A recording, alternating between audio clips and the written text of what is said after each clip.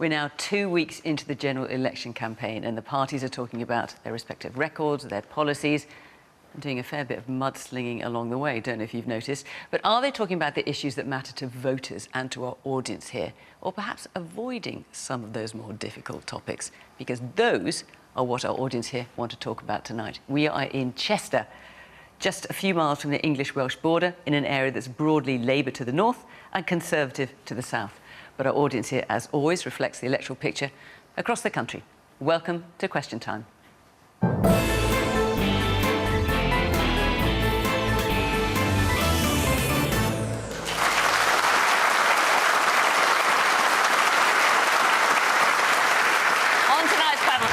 A wide range of views from the Conservatives. We have Mark Harper. He is the Transport Secretary. He was previously a candidate in the Conservatives' 2019 leadership contest and before that served in the Cameron government. From Labour, we have Shabana Mahmood. Before being elected to Parliament in 2010, she was a barrister and since September last year speaks for her party on justice. Carla Denyer is the co-leader of the Green Party. That's a job she shares with Adrian Ramsey. Her party is aiming for 4 seats at Westminster. And the leader of Plaid Cymru at Westminster is Liz Saville-Roberts, whose party is committed to Welsh independence. Plaid recently left their cooperation agreement with the Labour government in Wales.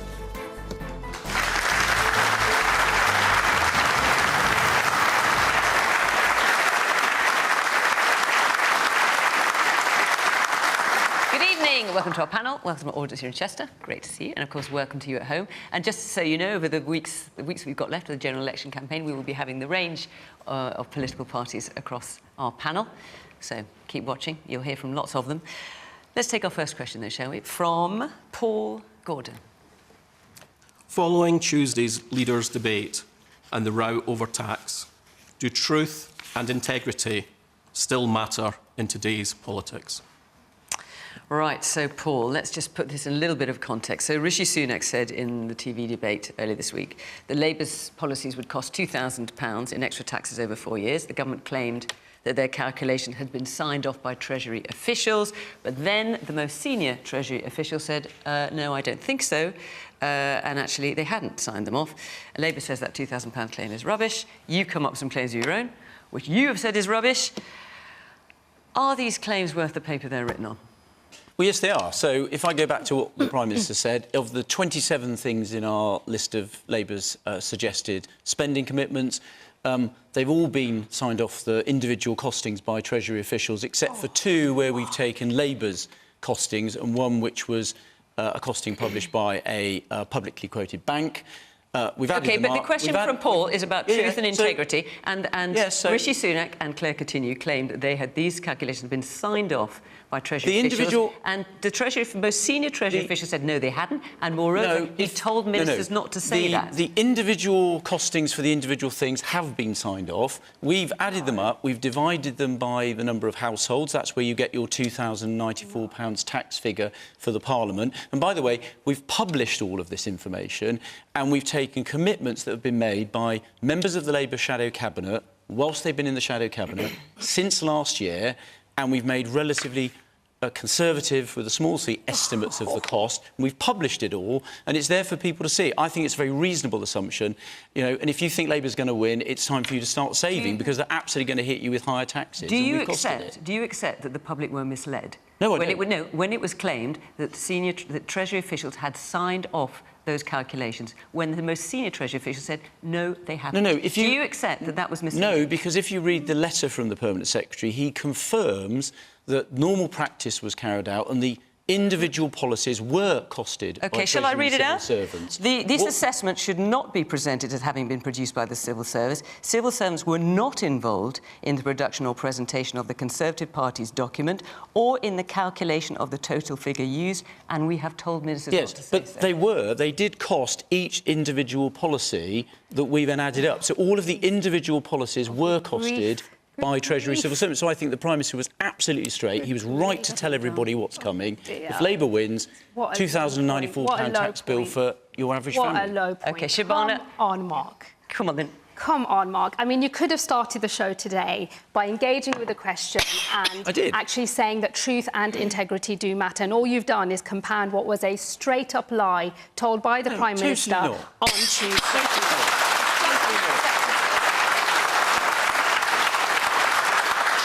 You know, the Prime Minister was told that he shouldn't say what he said, and he knew that before he went into the leaders' debate, and he still said it anyway. And, you know, I'm old enough to remember that when this Prime Minister, Rishi Sunak, took office, he said he was going to turn the page on Boris Johnson's leadership. He's just ripped the page out of the Boris Johnson playbook, which is just go on and lie with confidence and hope that you can fool the British public. It's not acceptable, Mark. And actually, you know, and I know, that most of those assumptions that went into those so-called costings, which they were told by Treasury officials not to use, were incorrect. And one of them, on dentistry, is actually their own policy. So that's how well they've done their own homework. They've included things that are their own policy. You can't trust a word the Prime Minister said on Tuesday. You can't trust anything Mark has just said now. And I think it actually demeans politics. Sometimes it's OK to say, do you know what? We got that one wrong and we're sorry. And that's the one thing that we haven't done. I gave you all the detail of the costings we'd produced. They have been costed by Treasury civil servants. The bit that we did was add them up. They're saying don't put the calculations in our name. That you know that. No, they didn't. Let me just ask. Well, hang on a second. Let me just ask about. Wait a minute, Mark. Let me just ask about what Labour's coming up with, because Labour is also coming up with costings. So, for example, the Conservatives have made unfunding spending pledges of £71 billion, which the Conservatives are saying are rubbish. So, are you any better? No. Let me deal with that, because all we have done for our costings, and it's £71 billion worth of unfunded commitments made by the Tory party. No. We've just taken what the Tory party has said at face value, and we've just done the calculations, right? So if you say you want to abolish national insurance, the cost of doing that is £46 billion. There's no disagreement as to whether the cost of abolition of national insurance is £46 billion. It is £46 billion. The question is, why is the Tory party not saying, actually, we're not going to do that? You could shut that down, Mark, actually, by saying at no point in the next Parliament, if they're re-elected, would they abolish national insurance. But the Tories haven't said that. So actually, all we have done, in fairness, is just take them at their word, at face value, and top that up for the British people. So look, I don't know about you, and I don't know how you're feeling about this at home, but we've got you saying those spending plans that you attribute to us are rubbish. We've got you saying those spending plans you're attributing to us are rubbish. Where does this leave you, I'm wondering? So, Paul, let's come back to you. What do you make of what you've heard? I just think it's total rubbish, what it's just been said. He was warned that it was not accurate. He still then chose to use that. So, in my view, the Prime Minister of this country has lied to the people of this country. Totally disagree with that. Nothing else. That is exactly what he has done. OK. He has lied. Let's hear from the woman behind you. The woman behind. The woman further back. Further back. That's it. I can't speak for everyone, but I know that my trust in politicians is at an all-time low. How can you not be concerned that you are just making it worse? 100%. Yeah. Man here in the dark blue sweater. Mark, how can anyone actually believe your party? How many times was that lie said on the ITV debate? I think it was about 5 or 6 times we heard that. And all the time, every single person in that crowd knew that it was a lie. As soon as it was announced, the next morning, it was a complete lie. It's disgraceful. All right, let's hear from the woman there in the dark top. Yeah. Thank you. In relation to this, in the debate, Wales was mentioned once. My question is, are you thinking about Wales in your policy, and what does the government plan to do to support it? Well, we are going to come to Welsh issues later on the programme, so rest assured we will certainly do that. And yes, let's hear one more from the woman further back, yeah. It was made apparent by Keir Starmer in the leaders' debate that he doesn't believe in private healthcare. Are Labour planning on adding 20% tax to healthcare along with school fees? Are you? No. OK, well, no, that'll do. What the question was asking, but no, everything in our manifesto is fully funded and fully costed, and we are not raising any taxes, income tax, VAT, or indeed national insurance. The only VAT change we're making is for private schools to pay VAT on private school fees. OK. Carla, do truth and integrity still matter in today's politics? Well, they certainly matter to me, and I agree that we should all be very disappointed in the Prime Minister, who should have known better than to try to mislead the public. I think you're exactly right that it reduces trust in politics at a time when it's already at an all-time low. And I really empathise with the question, because when I was younger, I didn't think that party politics was a realistic way of achieving the change that I saw that we needed to make in this country. And that was because in the area I grew up, it was pretty much just Conservative or Labour, and it was only after I moved to Bristol and met some Green Party members that I realised the Green Party is different, and that it's really important to Green Party members to tell the truth, to be honest about the scale of the challenge, whether that's the decades of underinvestment in the NHS and the need for a massive investment to get it back on its feet. We launched our health policies today all around that. And actually, the Greens are suggesting raising taxes. So do you want to tell us about this? Yes, on those with the broadest shoulders who can most afford it. So we're not talking about increasing income tax or national insurance for the majority of people, but we are talking about making some small tweaks to the tax system, because the UK tax system is currently unbelievably unfair. It puts a greater onus to contribute to the Treasury. So it's a new wealth tax. Income people than it does on the wealthy. You're calling it small tweaks, Carla, so let's be clear. It's a wealth tax charged at 1% on all assets worth more than 10 million and 2% on assets worth over £1 billion. How much do you think that's going to raise? That's right, and a series of other changes as well. So at the moment, capital gains tax, the tax you pay on assets, so that's pretty much the wealthy that have those, you pay less tax than the income you get from work. We think that's unfair, so we would equalise those, and we would also remove the cap on national insurance. That means that the richest pay less. Those three changes together would raise over £50 billion by the end of the next Parliament. So when Labour's Rachel Reeves goes out on TV night after night and says there is no magic money tree, we can't invest in public services, we're going to carry on the Conservatives' austerity for the last 14 years, the Greens are the ones that are brave enough to say, I'm sorry, but Rachel Reeves is misleading you. We are in one of the wealthiest economies in the world still. The money is there in the economy. The choice that we have to make as a country is, how do we deal with the widening inequality in the country? And we say, tweak the tax system to raise funds to pay for public services that benefits everyone. Liz.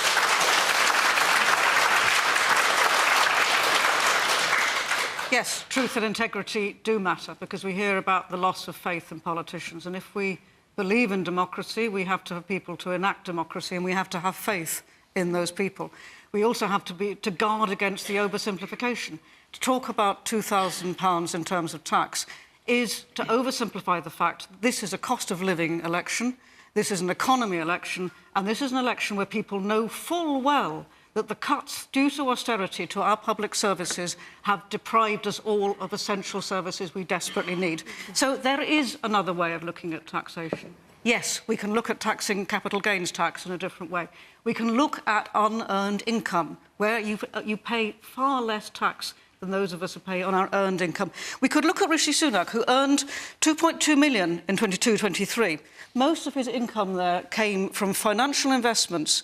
With the shares on those, he paid capital gains tax of about 20%. If he'd been paid for that on his earned income, it would be about 45%. That could bring in £15 billion if we change that of itself. But also, I am deeply disappointed that Labour and Tory alike are happy that people have slid into fiscal drag with the tax thresholds. Yeah. If we were allowed that to raise by consumer price index, CPI, by inflation, we could actually make such a difference to the poorest working people who are otherwise using food banks. Look, I'm going to move on because there's quite a few questions I want to get through tonight. Before I do, I just want to let you know that next time Question Time is in Edinburgh, same time, 8 o'clock on BBC One. And then after that is the big one.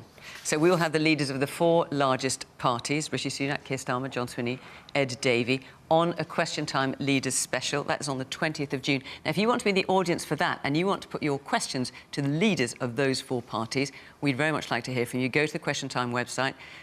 Follow the instructions there, because we are looking for members for that audience now. OK, let's take another question from John Cantle. When will we have a social care system to take care of our ageing population and take the pressure off the NHS and hospital beds? So we've got a bit of a theme going tonight, which is things that the parties are certainly talking less about. So, quite how much we are all going to have to pay in tax at the end of the day. Social care. Now, the Liberal Democrats have been talking about it in the last couple of days. There's not been a lot of chat from the big parties. Shabana, the social care system. What are you going to do?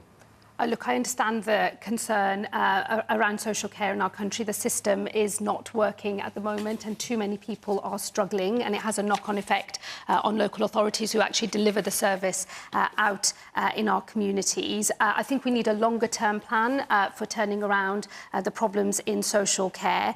So what is, because we've heard quite a lot from Wes Streeting, who's obviously Shadow Health Secretary, about his plans to put more focus on primary care, you know, and less focus on hospitals. But what about social care? Because we all know how big the problem is. What should you be in government after July the 4th? What are you going to do about it? Oh, well, look, I mean, we will set out more detail on our proposals on social care in our manifesto, but we... So is there nothing you can tell us tonight? No, we recognise the scale of the challenge with social care. We're not going to pretend that there are easy solutions and, you know, that things can be turned around quickly. I think we need a long-term plan for social care. We need to start with the workforce in social care and give some stability and some dignity to the workers who are in the social care sector. What does that mean? Does that mean pay them more?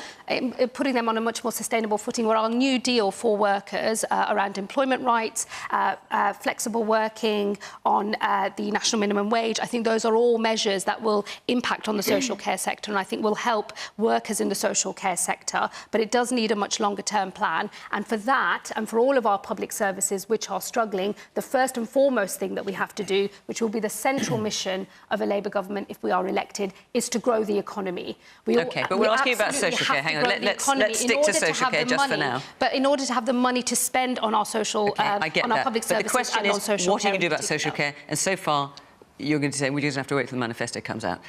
We obviously don't. You've been in charge of social care for 14 years. How are you going to make it any better? Well, it's two things. There's three things. First of all, putting more money into it, which we've continued to do and will continue doing that. Second thing is... But that's not worked brilliantly so far. So what are you going to do in the future? Because there are increasing pressures.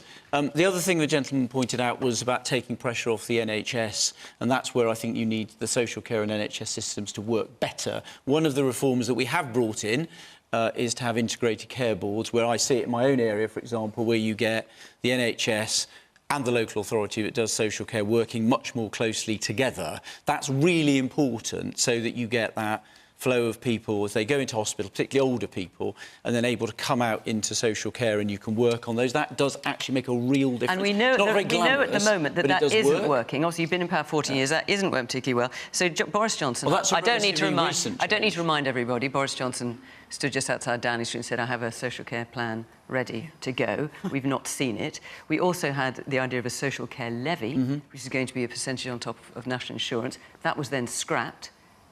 So the final point, which I was going to say, was about workforce, and that's one of the things where we've looked carefully at both growing it's one of the reasons why we've got the long-term NHS workforce plan, but also looking at the workforce required for the social care sector and looking at training more people in the UK so that we don't have to import as many workers from abroad for that sector. So one of the reasons why we've got looking at getting more apprentices, that's why we've really grown our apprenticeship system, because ultimately it's about getting more people working in the sector, particularly domestically, to provide that essential care, not just for older people, but actually also for adults with disabilities who need social care, which actually accounts for almost half of the spending, which is really important. What about how much it costs people?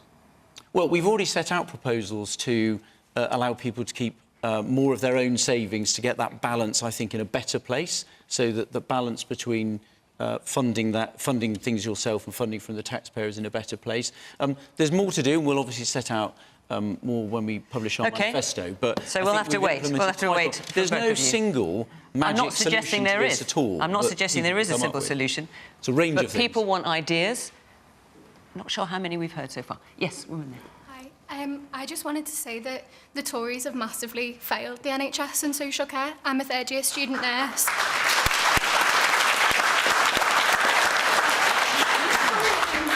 But at the moment, there is a severe lack of jobs. Like, there's about thousands of people about to qualify and there are no jobs for us, so I don't know how you're invested in the workforce. Social care is also on its knees, meaning that people are in hospital longer because there is no social care. Then when they go into social care through their illness, they're having to use their life savings to pay for it. So how have you made anything any better? You've just made it worse. Man here in the white shirt. When that Labour manifesto lands, why should we trust you when we look at Wales and we look at where there's 3-day waits in A&E for cancer patients to get to bed because they can't get out the other side, and where social care's through the floor? Why should we trust you to make it any better across the country? OK, I'll come back to you. Let me just get some more points. Man there in the blue shirt. Another area linked to this, children's services are in a desperate state all over the UK. The budgets are spiralling, there's not enough placements for children. You know, children are being placed miles away from home. We're short of foster carers, and no one seems to be talking about that. Okay. And I run a fostering agency, and the impact of neglect, children who can't eat with a knife and fork, children wearing nappies at 4 and 5 years old. That's what we're talking about after 14 years. Woman there in the black top. Hi, with all due respect, I think what you're saying is absolute rubbish. Who are you talking about specifically? To Mark. Right. Because I've been in the NHS for 37 years, and you've had 14 years to sort out social care. It's been decimated. There are patients in our hospital. I'm a frontline worker, I work on the ward. There are patients in our hospital that are in beds. Well, there are 10 ambulances outside. There are patients in corridors. There are patients dying in corridors. You've closed cottage hospitals. There's nowhere for these people to rehab. If you sorted out social care and put your money where your mouth is, then all these issues would get sorted by themselves. It would just have a knock-on effect. But you're talking absolute rubbish because you're trying to decimate the NHS, and we all know that. You don't want the NHS. You don't want it, you never have wanted it. And it's, that's exactly what the case is. Liz.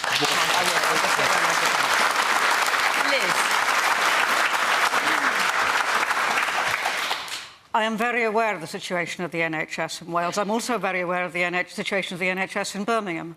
And frankly, it's only a matter of degrees. My experience in Birmingham with my father when I had to take him into A&E, and he was waiting in a corridor in a ward, having been moved up from A&E without a bed being ready for him, was shameful. Now, the questions we should be asking here... Well, the question is specifically about social care. Back to social care. This is what we fund what we get. We are an ageing society. We've seen this demographic coming down the track to us for years before. We've been reluctant to face the fact that we're going to have to pay for a decent service. And you know who's providing the service now? The service is held up by immigrants. They are doing a fantastic job. And yes, everybody wants to train more people in the United Kingdom in future. But if we don't have immigrants in the here and now, and many of them are not coming because the family visas have changed, people will die at home neglected. And that will be a direct result of political decisions made in relation to austerity budgets and to immigration. We should be proud of the people who come here to work for us, and we should be taking away the way that it is used as a political argument is abhorrent to our politics here, and it is doing our society damage. And Liz,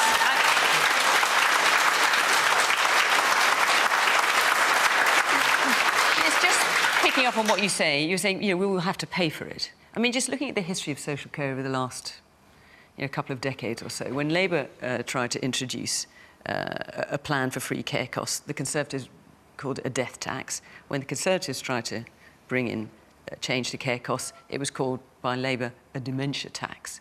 I mean, what you're talking about is basically everyone here is going to have to pay a lot more money if they want to have decent social care. Is that what you're saying? But if I could refer to my answer earlier, there are other ways of raising revenue. There are other ways of raising tax. We are a very wealthy society. How people are taxed is deeply unequal. If you do not earn your income, unearned income is taxed at a lower rate. If we were even to invest £1 billion, this is going to sound dreadfully unpopular, invest £1 billion in HMRC for that 30% of tax that isn't collected, that would bring in £12 billion. There are so many things that we could do in a different way if we just didn't dance to the tune of the two main parties, Labour and Tory, afraid to touch tax.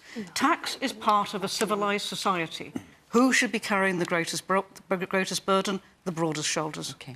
Carla, when will we have a social care system to take care of our ageing population? When will we have a proper system and keep pressure away from the NHS? Yeah, I'm so glad John asked this question, and thank you as well to the nurse and the student nurse for your fantastic work in the NHS, past, present and future.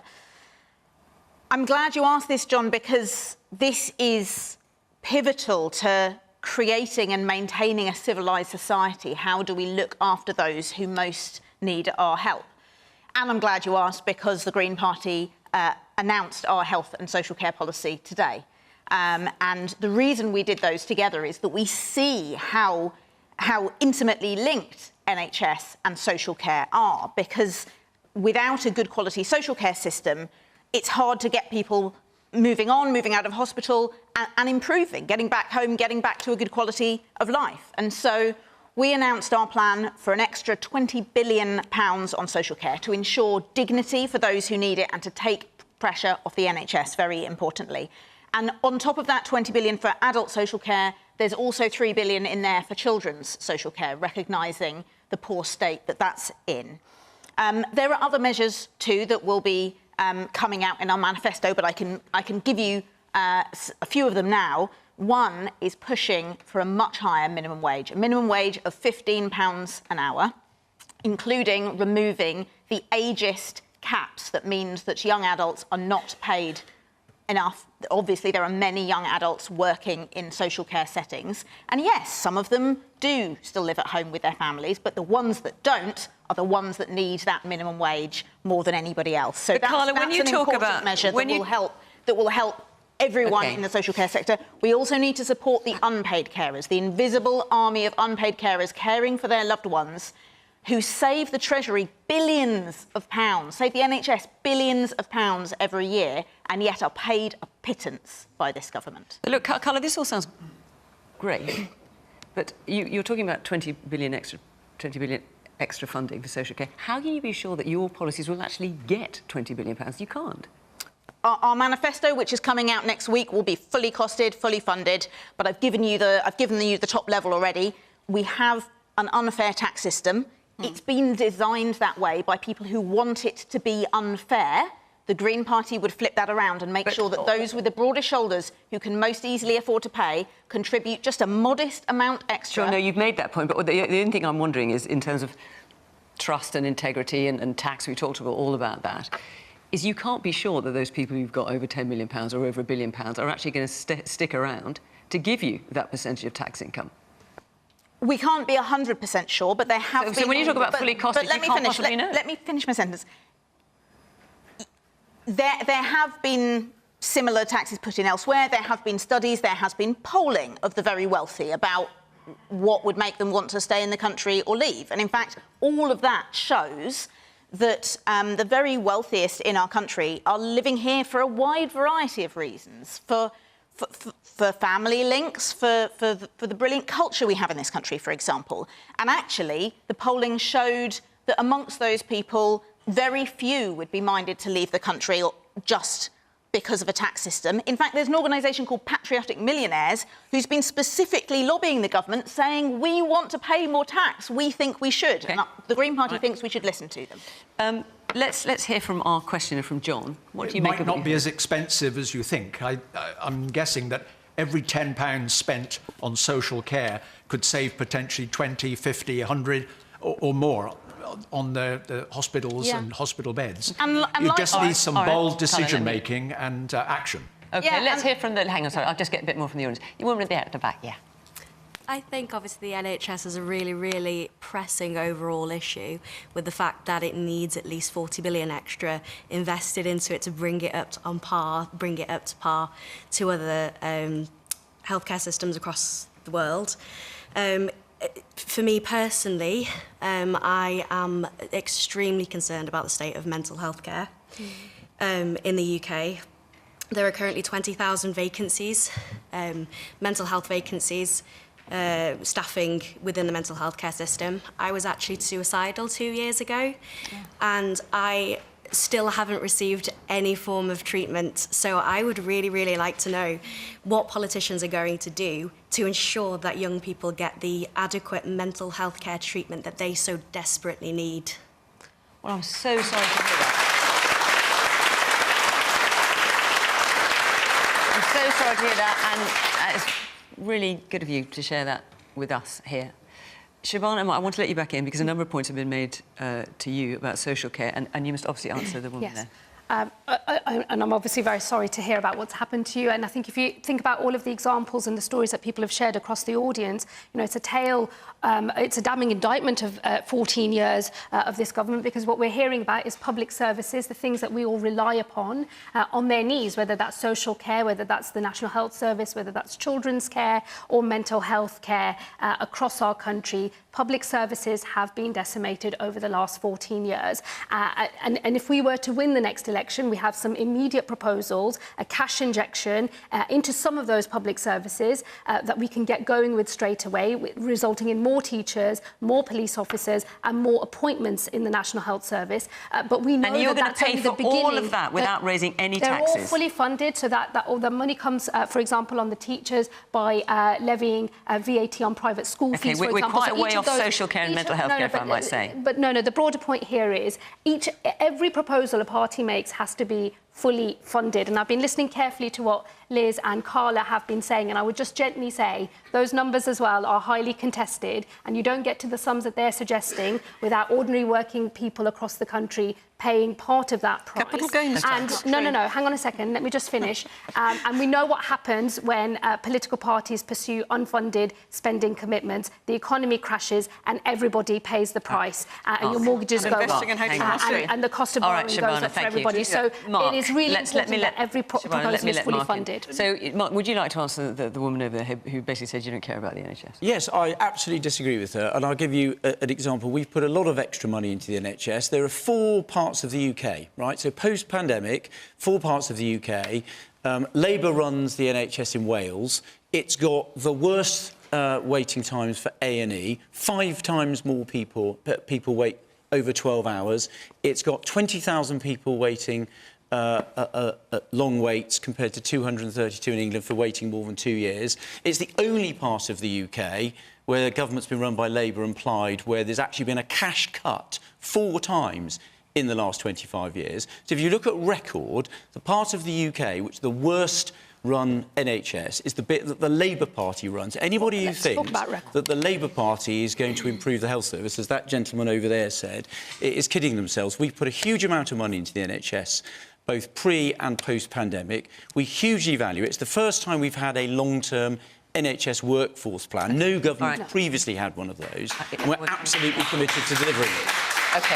I know you want to come back as well. We are going to come back on to Matt as well, so I'll give you a chance then. Let's take another question. So this is another subject that's not getting talked about much in this general election campaign, but we are getting quite a few questions on it. John David Hung. Thank you. It's a slight change of tack, but I feel like we've sort of forgotten about Brexit a little bit in recent political discourse. I don't know about you, but I'm reminded every time I try to join a passport queue in an airport. What are the proposed benefits of Brexit that I'm meant to be feeling at the moment? Because I don't know what they are. And what would the next government do to try and make some? OK. So, crucially, what would the next government do to try and bring some? Shabana. Well, look, I mean, I think we need to... I think Brexit has been something that has divided our country for quite a long time, and I know that across the country there's been an appetite to move on from it, and we are living with the consequences of that decision, and we do need a government that is going to try and make the absolute best of it, and also so how would Labour do try that? and get our country out of the doom loop of low growth, low wages, and enjoying much higher growth and productivity across the whole of the country.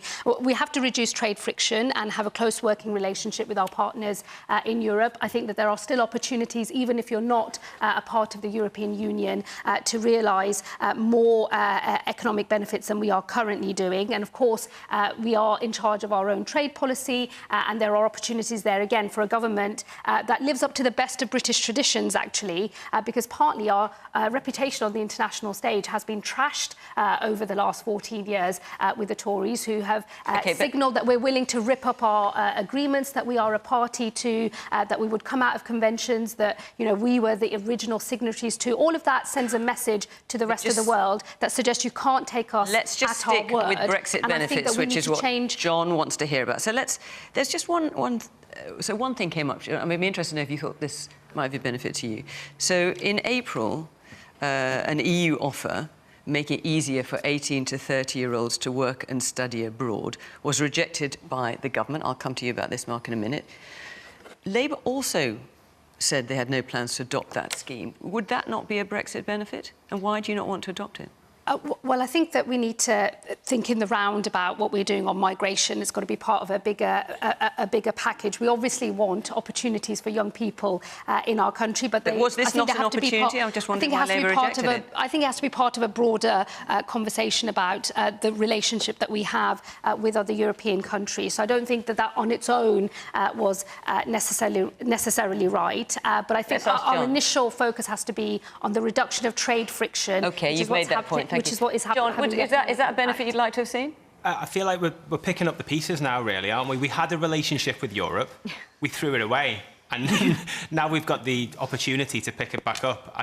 Why would we not do that? OK, all right. So why would we not go for that deal, do you mean? I don't know. Why didn't you? So, well, because effectively it was an attempt to get back to free movement again, which the public decided that we weren't going to do when we decided the public voted to leave the European Union. Let me pick up John's point specifically. Well, it was only for 18 to 30-year-olds to study and work abroad. No, there was a bit more to it than that. Was there? Yeah, there was. And it was about moving you back towards free movement and losing control of your borders again and not being able to set your own immigration policies. And that is something that the public decided it wanted to do when we left the European Union. Now, hang on a second. Why do you think, when you said that... Well, no, let me answer. Wait a minute. When you said that, because we've got an audience here and we're responding to that, why do you think people were laughing? Well, some people did, but let me just... Quite a lot. let me answer John's question, because he answered it first, and I'm going to try and answer it. So, first of all, we can join other trade agreements that we weren't able to do when we were in the EU. The most obvious one is the Trans-Pacific Trade Agreement. That's the largest trade agreement in the world, covering the fastest growing parts of the world, and we've been able to join it, which we would not have been able to do in the European Union, and that will deliver faster economic growth in the future. The other area is how we regulate the growth areas in the economy. It's the reason why we've got the third largest technology sector after only the US and China. It's the reason why we've got the largest amount of new investment into Britain on greenfield sites where people are building new factories. Again, third largest after the US and China, because this is a destination for investment, which are going to be where the jobs grow. And in the new economies of the future, things like artificial intelligence, automated vehicles, we are able to regulate to suit ourselves and put ourselves at the front of that in the world, so that companies in those sectors where we're going to grow fast, we're going to create great jobs, are going to invest in this country. And that is the benefit of leaving the European Union, so we can actually grow faster than other parts of the world. That's why the fastest growing economy in the G7 in the last quarter. OK, let's hear from some of our audience. Yes, the woman there. Hi. I think what a lot of people don't talk about is the unintended effects of Brexit. So, for example, I have ADHD, so I think currently there's like a list of 100 medications on a shortage list. ADHD medication is one of them.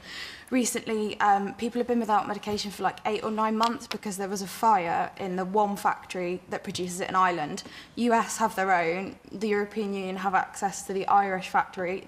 The UK, a third, fourth, bottom of the list. What are we going to do about those unintended consequences, and how are we going to get back to our position we were before Brexit? OK, let me come around a few more people first. Yes, man there, you've got a blue tie on, I think, yeah, with a brown jacket. Yes. So the UK economy has shrunk 4% since Brexit, and that's been proven. What I'd like to know is, why does it have to be such a case where we're so isolated from the rest of Europe? Why couldn't we, for example, rejoin the customs union? Then we could have an agreement, for example, like Norway or Switzerland have, which would reduce that friction in trade and therefore benefit us economically. OK, and let me hear from the man here. Is it me? Oh, yeah. The thing also, what I feel, what has been a costly as well of Brexit, in my opinion, especially what's happening with housing. Housing has increased massively over the last few months. We have also seen, because I was a student here at the University of Chester, my paying for accommodation went skyrocketing like every single year. And how do you think that's related to Brexit? I think it's partly because of Brexit, because we've left the single market. I think also as well that because everything is going up because of cost of living, and I think it's partly down to Brexit, because we don't have any trade or anything to negotiate with the European Union anymore. Let me just ask you, because we're in Chester, and Chester narrowly voted to leave. who here is seeing the benefits of Brexit? Whoa. OK, so none of you... Nobody. No one has put the... Yes, go on. There's one hand up. Let's hear from you. Fair play. I would say independence from like outside non-sovereignty. Like what the EU stands for is making laws for the states that are a part of it, rather than the states making the decisions and the laws for themselves. It gives us sovereignty being away from that instead, and if being in a longer queue is something is a cost, I'd rather that. You'd rather that's the price you'd rather pay. Yeah. OK. Carla. Well, I think this is a very good question from John. What are the benefits? I'm struggling to think of any. There have been some deliberate disbenefits and some unforeseen ones, like the ADHD medication. One of my colleagues is affected by that as well, and I've seen how disruptive it's been for so many people's lives. The Green Party is clear. We think that Brexit was a bad idea and that ultimately the UK would be better off within the EU. Now, we're realistic that that isn't going to happen straight away. But and also, that is not how people voted. No, but there was some misinformation in that campaign. I'm not going to dredge all that back up again, but there was some... Let's not dredge it all up again. There was some misinformation so the Green Party misled policy some voters. is to rejoin the EU, irrespective of the referendum. When the time is right. And we recognise that's not now. Both domestically and internationally, there's a huge loss of trust, I would say. Would you hold another referendum? That's for working out nearer the time. But ultimately, the Green Party believes we would be better off within the EU, and we're not afraid of making that case. And in the meantime, we want to build trust, and that would include things like we would have accepted that arrangement for 18 to 30-year-olds, and we think that it's incomprehensible that Labour didn't. That was a win-win situation as far as we were concerned. And yes, we would look at things like rejoining the customs union to help with trade and to give and to increase freedom of movement so much as we can, to give young people the opportunity, give people who travel through their work, like musicians, for example, the ability to ply their trade across the countries, because we think that's better for people's lives in the UK and for the economy. Liz? I think you Plaid also would rejoin the EU. People will look back at this time and think it is frankly ridiculous that we have shut down our trading relationships with our nearest neighbours. I'm talking to a horticultural business recently, and when they import into a port, since the 30th of April, so this has been brought in by the government, untold to them, there is a random cost of £600 on certain lorries. And then lorry drivers who come from the continent will have to wait for 15 hours. They don't even have a cup of coffee there, and many of them don't want to come back again. Now, I don't see what that good is doing for the economy. For Plaid Cymru, yes, we want to rejoin the single market and the customs union. We think that is an advantage for young people also to be able to work. And I would ask Labour, because the Mayor of London has commissioned work that put the cost to the economy at £140 billion less because of the effects of Brexit as they stand. Surely, if this election is about the economy, is about the cost of living, there is a duty on the two parties who between them seem to always assume that they will be leading alone and unalloyed by any other influence. There is a duty on you, Labour and Tory representatives, to face up to the fact that we are doing ourselves untold damage and to start to make a difference. You've made your points clear, so I'm not going to come back to you on that. A number of you have mentioned issues that are specific to Wales, and there's a good proportion of our audience here who's just nipped across the border, obviously very close to Wales. So, come on, let's have it. Gareth Randalls. In 2022, Sir Keir Starmer said Wales was the blueprint for UK Labour. With record NHS waits, poor education results, the no-confidence vote in the First Minister, Vaughan Gething, which he lost yesterday, and the mutiny over the 20-mile-an-hour limits, is this still the case? Mark? Well, he did say that, and it's a very good salutary lesson for what you'd get if you got a Labour government in the UK. I'm not going to do a list, I'll pick a couple of things. So, education performance. One of the things I'm proudest of that this government has done in England is get 90% of our schools to be good or outstanding compared to the 68% when we took over.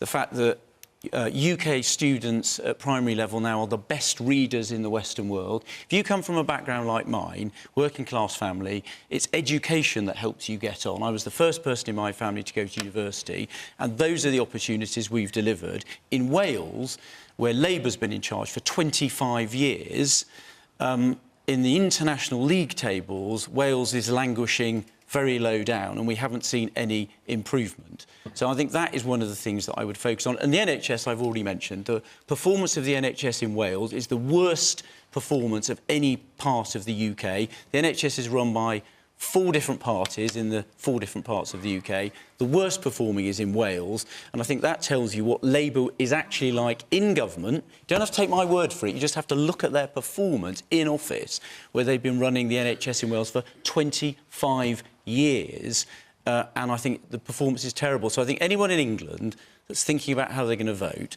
look at Wales, look at the performance of the Labour government in Wales that's been running it for 25 years, and I think you should think again about that vote, and I think you should therefore give the trust to us. Shabana.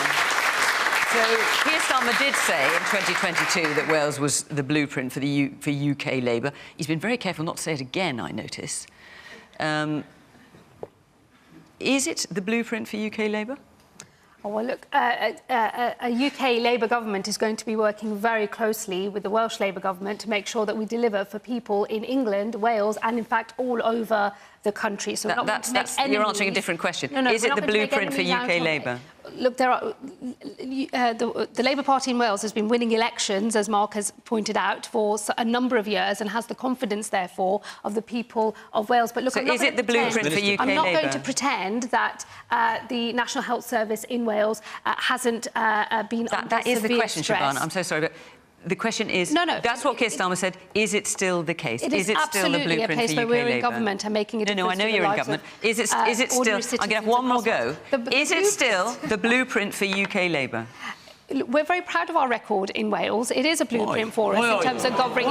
It's terrible. Let me answer the full question. There's no doubt that there are struggles and stresses in public services in Wales, but we've been hearing about difficulties in public services all over the country, and that is actually a result of 14 years of Tory rule in this country, where public services are on their knees all across the country. So, of course, we've got to do more to turn things around. So what aspect of the record in Wales particularly are you proud of? Look, I'm proud of the Welsh Labour government and the way that it is delivering in local communities all over Wales. I acknowledge that there are difficulties in some areas of public services, like the National Health Service. But what I would say is judge us on our record when we were last in government. When the UK government was a Labour government, we left office, the National Health Service had the highest satisfaction ratings in its history and the lowest waiting times in National Health Service history. That is something that the Tory party has directly flipped around. The largest waiting times in NHS history and the lowest satisfaction ratings in NHS history. So that is the record that I think we should be judged on. Let me just very briefly, because Gareth mentioned specifically the no confidence vote. So for those who may be not so familiar with what's happened, the First Minister Vaughan Gething, Labour of course, lost a no confidence vote. It was basically over criticism that he accepted a donation from a company that had a conviction for dumping waste. It was a criminal conviction. He's lost a no confidence vote. I mean, generally, in parliamentary terms, that means you've got to go. But he is insisting he's going to stay in the job. Do you have confidence in Vaughan Gething? Yes, I do. Yes, I have full confidence in Vaughan Gething. He has not broken any rules. He has said that the surplus that was donated to him will be donated to progressive causes. And what we saw because Labour wouldn't take it, won't accept it. Because what we saw happen the other night at the Senedd was a political gimmick led by the Tory party, aided and abetted by their friends in Plaid, and actually we have full confidence in Vaughan. He needs to be able to get on with his job. He's a democratically elected leader in Wales, and he has the full confidence of the Labour Party. Mark, I have to correct earlier on, because you said, Mark, that we were in the cooperation agreement with Labour. We're not. if we're talking about... Not now, but you have been. We're not you in a cooperation agreement with Labour because we could no longer take forward the things that we wanted. But you were to take for forward. 2.5 years. And it's very interesting now that Labour want to say that Plaid Cymru is working with the Tories. I'll tell you who we'll work for, because somebody has to work for the people of Wales first of all. And I see that the structural way that the UK funds somewhere like Wales, we're not funded according to need, according to our age, the fact that we have many post-industrial communities. The health in Wales, if we were funded according to need, yes, we would be able to make a difference. Will Labour ask for that? No, they're not. But let's come back to Vaughan Gething. Vaughan Gething took a donation of £200,000 from an environmental company which has proven to have carried out, which has a criminal record. And will be taken to court again in December. That same company, or a branch of it, had a loan of £400,000 from the Welsh Development Bank. Again, Vaughan Gething was in charge of the economy at the time. No, he hasn't broken any rules. But this is doing deep damage to our 25-year-old democracy in the South and Wales. People lose faith. Now, here we have Labour, who will argue that the Tories are behaving in an ethical way. We should be operating with integrity. In Wales, you have the opportunity of putting that into action. It is wrong that Vaughan Gething took that money, and it is indicative of very bad judgment. You've just accepted he didn't break any rules. OK, Shabana, I'm going to get round the audience and I'll come to you, Carla. It's the woman here in the headscarf at the front. Sorry, to go back slightly just on the point in relation to NHS and Labour in Wales. No, it's absolutely germane to the question. But I've recently had a cancer diagnosis, and it was really clear to me that my medical team were relieved that I sat on the side of the border, which meant I was going to receive an English NHS care. And that really struck me in terms of in the middle of a general election. And I was really interested today to get the response from Labour in terms of why. Why? Give me the reasons as to why that is not performing in that area. Because I'd be classed as a floater voter. I guess I've always voted Conservative, but I'm very much now undecided. And unfortunately, that response is just lacklustre to me. That not given a reason behind that performance. And what worries me with the Labour government, which I think is evident this is Wales, is irresponsible spending. Look at the 20 miles an hour speed limit and what that's cost. Is that what we're going to see with the future government? Is that lack of performance and lack of funding? And best of luck with your treatment. Man here in the black. In the last election, I believe that the Tories in their manifesto only had a paragraph about Wales, and Labour had a singular page in the manifesto about Wales. This election, we're talking a lot about the politics, and especially Labour in Wales. Is it more likely that you're going to care more about people in Wales? OK. Woman in the orange top. At the beginning of the debate, we talked about honesty and integrity, and you said you hold your hands up if things weren't going as they should, and you've just been fed a load of numbers saying it's not going well in Wales, and yet you sat here defending it instead of talking about what you said at the beginning, honesty, integrity. When is someone going to sit there and say, we haven't done this right, this is what we're going to do going forward? I'm fed up of hearing all these politics. That's a whole debate between the leaders of the parties the other night. Was just talking about all of the other parties and what they were doing wrong. When is someone going to say what they're going to do going forward and hold their hands up and say, this is wrong? OK, I'm going to come back to you, Shabana.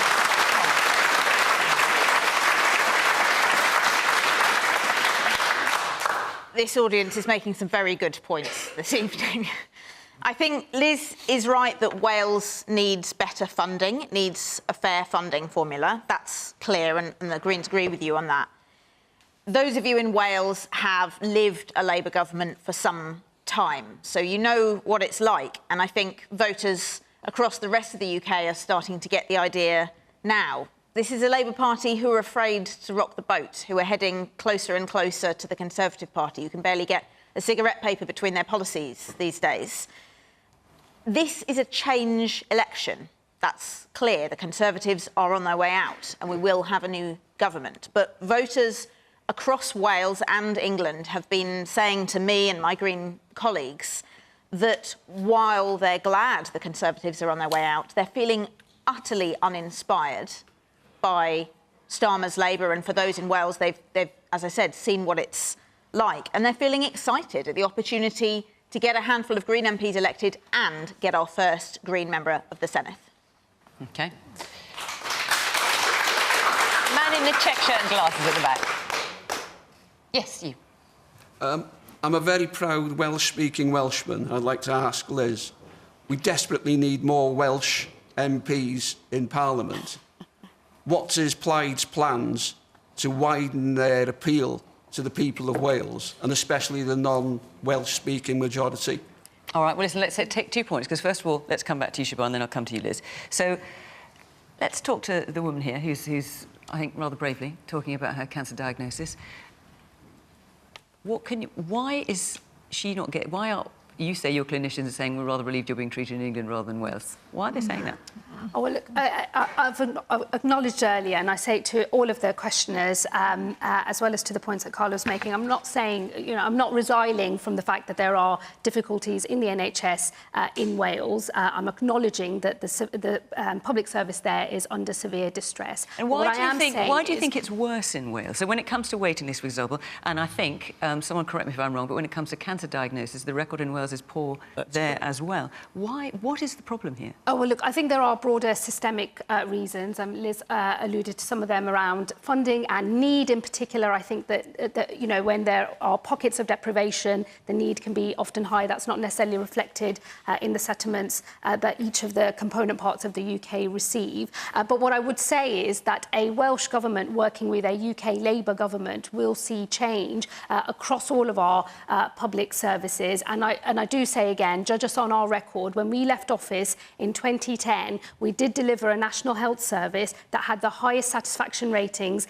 in the history of the NHS and the lowest waiting times. We have done it before, we will do it again, and we will make sure that we work with the Welsh Government. Whoever is in that Welsh Government, it is a Welsh Labour Government at the moment. We will work closely with governments across the whole of the United Kingdom to make sure that everybody is able to enjoy strong public services. But I wanted to also pick up on this point that Carla made, because she wants to suggest that somehow there's no difference between the Labour Party or the Tory Party, and there's only a cigarette paper between us. There's actually billions of pounds worth of spending differences between us and the Tory Party. If we are elected, immediately we will take steps to resource our public services by making tax changes so that oil and gas companies, for example, pay more in a windfall tax, and we can therefore use that money to set up Great British Energy and start bringing down energy bills for people all across the UK. So there is a huge difference actually between us and the Tory Party, and it's worth billions of pounds. They're tiny compared to what's needed, though, aren't they? I need to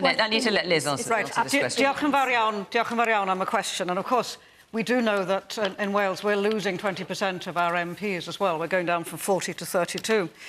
And we also know, because we've heard it all, this is a change election. Everybody wants change. Change is the word for now. But we need to know, what does that actually mean? What does change mean, particularly for us in Wales? Now, Labour isn't offering a new vision per se in the United Kingdom, let alone in Wales. So for us in Wales, and we're used to this, we're used to being taken for granted. We're having Labour candidates parachuted in at the last minute in many of our constituencies. We can either give Labour a massive majority so that they can carry on acting with impunity and offer no real change, or, and this matters for Wales, we can send a message from Wales that actually we've been here before and we're not having any more of it. Okay. Now, that is the message. That would be real change for Wales. Part of the question is how are you going to make yourselves more popular, though? Because what you're saying is, well, how are you going to get more Plaid representation? In the here and now, that message, if people want change and they want to have a voice from Wales that is a local representative who knows that area, then Plaid Cymru is the party that will do that. All right, I'll have to end it there. Apologies to those of you who still got your hands up. I would have loved to have come to you, but I'm out of time. Our hour is up. Thank you very much to all of you, to our panel, and of course, thank you at home for watching. See you next week in Edinburgh. Bye-bye.